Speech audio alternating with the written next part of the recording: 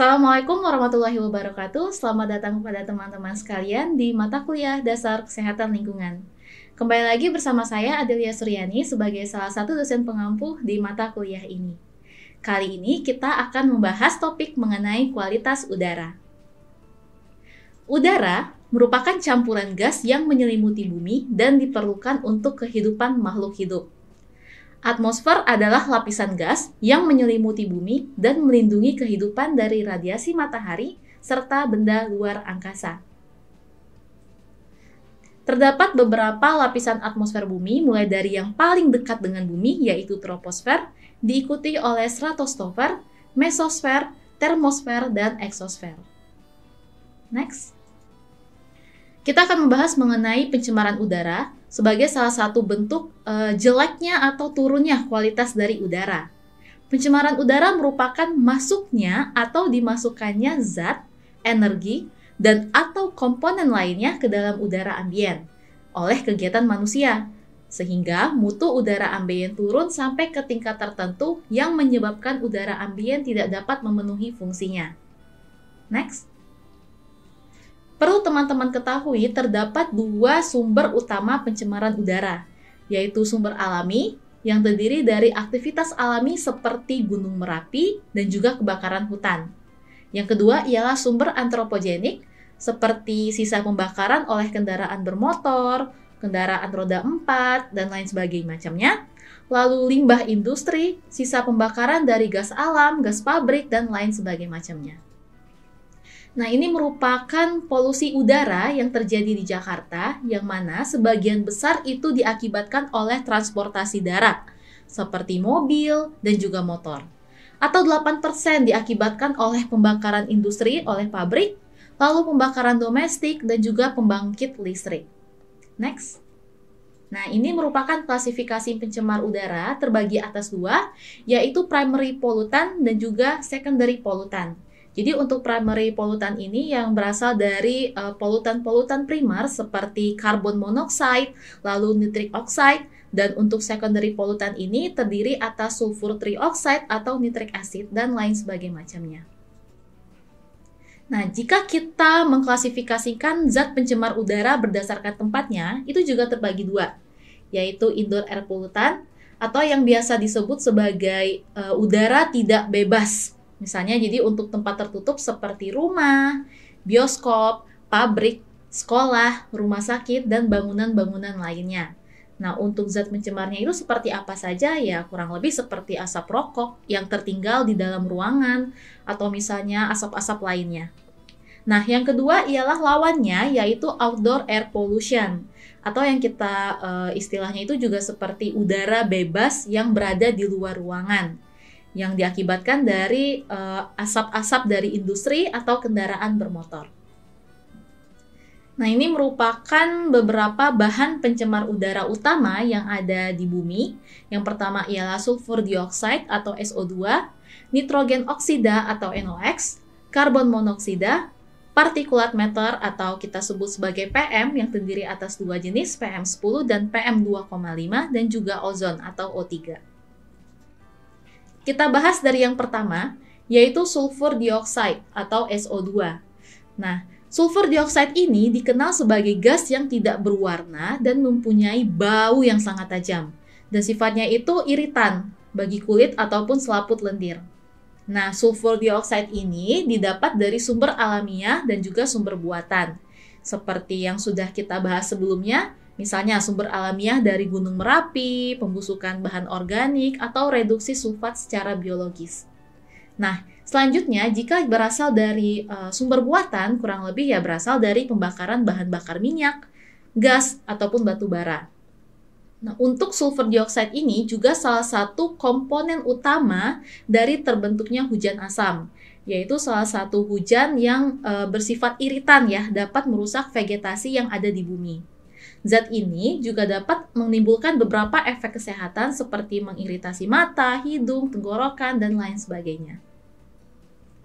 Nah, ini proses hujan asam tadi yang mana berasal dari sulfur dioksida yang nantinya akan berikatan dengan H2O atau air dan teroksidasi sehingga menghasilkan nitric acid atau hujan asam. Next. Kita bahas yaitu pencemar kedua, yaitu nitrogen oksida, yang kurang lebih terdapat pada hasil pembakaran bahan bakar fosil tertentu, seperti batu bara dan juga bensin.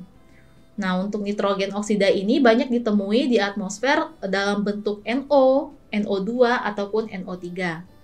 Untuk NO2 sendiri itu berupa zat toksik bagi manusia yang mana efeknya terjadi tergantung pada dosis serta lamanya paparan yang terjadi pada seorang individu. Di Amerika Serikat sendiri, kendaraan bermotor itu memberikan kontribusi kurang lebih sebanyak 50% terhadap kadar nitrogen oksida yang berada di atmosfer. Yang ketiga ialah karbon monoksida atau CO. Nah, teman-teman pasti sudah sering nih mendengar mengenai CO atau karbon monoksida. Nah, untuk karbon monoksida ini sendiri sifatnya sebenarnya tidak berwarna dan tidak berbau, tidak berasa dan berbentuk cair di suhu minus 192 derajat Celcius. Biasanya karbon monoksida ini didapatkan dari hasil proses pembakaran yang tidak sempurna, dari bahan-bahan yang mengandung karbon. Biasanya tuh dari asap pembakaran pabrik, atau misalnya membakar sampah, atau misalnya juga dari pembakaran kendaraan. Nah, asap kendaraan itu mengandung karbon monoksida. Dampaknya itu dapat menghambat transportasi oksigen ke dalam darah sehingga menyebabkan lesu, lemas, pusing, bahkan kematian dalam konsentrasi yang tinggi. Nah, selanjutnya ada partikulat yang terbagi atas PM10 dan PM2,5. Untuk partikulat atau dalam bahasa Inggris kita kenal sebagai particulate matter, ini merupakan campuran partikel padat dan cair yang sangat kecil yang melayang di udara. Ukurannya kurang lebih ada yang PM10 atau kurang dari sama dengan 10 mikrometer. Ya, contohnya seperti debu jalanan atau abu vulkanik dari gunung meletus. Atau yang lebih kecilnya lagi ada PM2,5 mikrometer. Yang kurang lebih contohnya itu asap kendaraan, asap rokok, dan juga polusi. Next. Nah, ini perbandingan antara ukuran PM10 dan juga PM2,5 dibandingkan dengan ukuran rambut dari manusia. Jadi dapat terbayang ya teman-teman seberapa kecilnya ukuran PM2,5 ini sehingga dapat dipastikan jika keberadaannya itu dapat masuk ke dalam tubuh manusia dan menimbulkan beberapa efek kesehatan. Next. Nah, yang ketiga, yang terakhir maksudnya ya, mohon maaf, udah agak kurang fokus nih sepertinya. Jadi untuk ozon atau kita sebut sebagai O3, ini merupakan gas yang tidak stabil.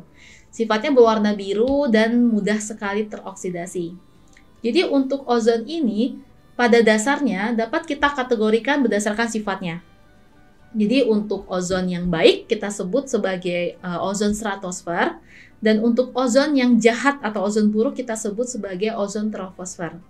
Kenapa kita katakan sebagai yang satu ozon baik dan yang satunya ozon buruk? Dikarenakan sifatnya.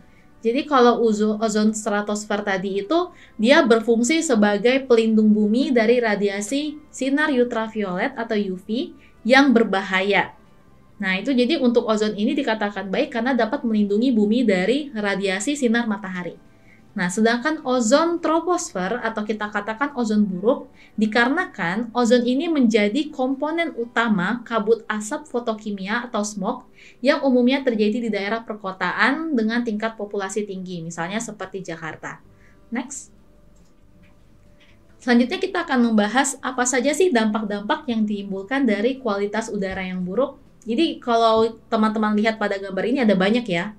Mulai dari ujung kepala sampai ujung kaki itu semuanya dapat terpapar oleh kualitas udara yang buruk.